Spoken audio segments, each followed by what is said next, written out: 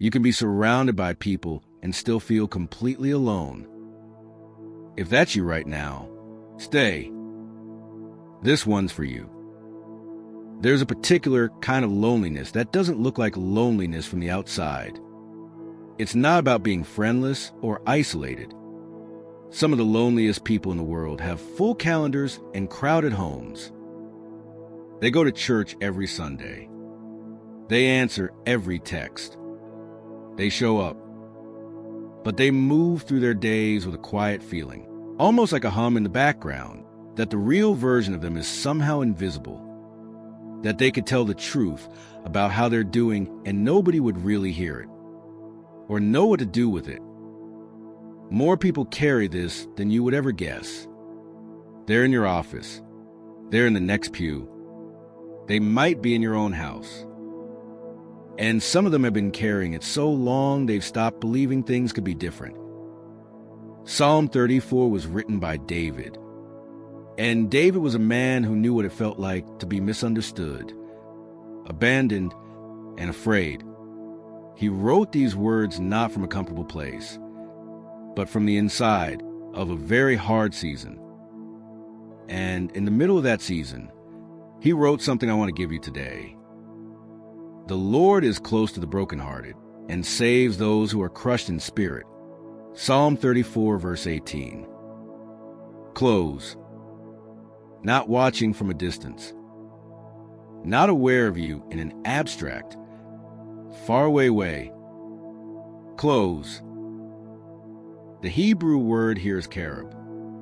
It describes the nearness of someone who has chosen to come to your level, to be right there with you. Not above, not ahead, right there. Here's what I want you to notice. The verse doesn't say God is close to the strong. It doesn't say close to the faithful, the put together, the ones with good theology. It says brokenhearted, crushed in spirit.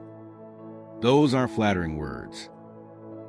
They describe someone with nothing left. And that is the person God draws near to. Not the ones who have it figured out. The ones who are running out of breath. I think that's worth sitting with for a moment. Because many of us have spent our lives operating on the assumption that God is most available to the people who have shown up well, who have prayed consistently, believed faithfully, kept themselves together. And then something falls apart or just quietly runs dry, and we pull back because we feel like we no longer qualify for closeness. But that's not what this verse says. It says the crushing is the qualifier. The broken heart is the thing that draws him near, not the thing that drives him away. Let me say something else, because I think it matters to the person who has been feeling invisible for a long time. There's a lie that loneliness tells, a quiet one. It says, if people don't see you, then probably God doesn't either. That if you're invisible to the room, you must be invisible everywhere. That God's attention, like human attention, goes to the ones who are noticed, the ones who are impressive, or loud, or easy to be around. But God doesn't see what people see. He doesn't see the version that showed up this morning, the one that answered the emails and said, I'm fine, and kept everything together on the outside. He sees through all of that, past it, to the version that woke up at 2 a.m. with something heavy on its chest. The version that wonders if it matters. The version that has quietly stopped asking for help because it stopped believing help would come. He sees that one. He sees that one, and he calls it close. I want to tell you about a woman named Ellie. Ellie had gone to the same church for 11 years. She knew everyone's name. She brought food when people were sick. She never missed a Sunday. And for 11 years, nobody really knew her. Not the real her. The one who went home after every service and sat in her kitchen wondering why, surrounded by people she genuinely loved. She still felt like she was somehow on the outside of something everyone else was inside of. She got close to walking away from faith entirely. Not because she'd stopped believing God existed, but because she had slowly, quietly begun to believe that maybe he saw everyone else and had simply missed her, that she had somehow slipped through. One afternoon, she opened her Bible to Psalm 34. She had read it before, many times, but that day, one word stopped her cold. Close. She read it again. The Lord is close to the brokenhearted.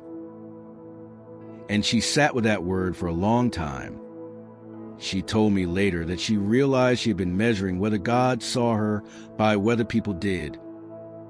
And those have never been the same measurement.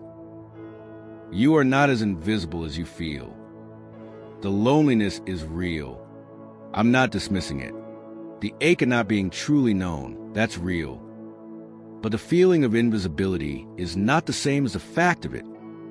The fact is, you are seen, fully, right now, in the middle of the quiet and the tired and the going through the motions, by the one who bends close to the brokenhearted.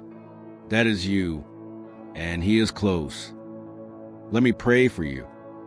God, I'm thinking about whoever is watching this right now, the one who has felt like a ghost in their own life, who has been in rooms full of people and still come home alone in the ways that matter most.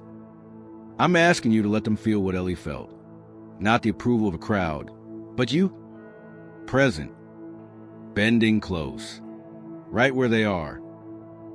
Let them know today that what people walk past, you don't. That what the world overlooks, you see. Every quiet part of it. You see them.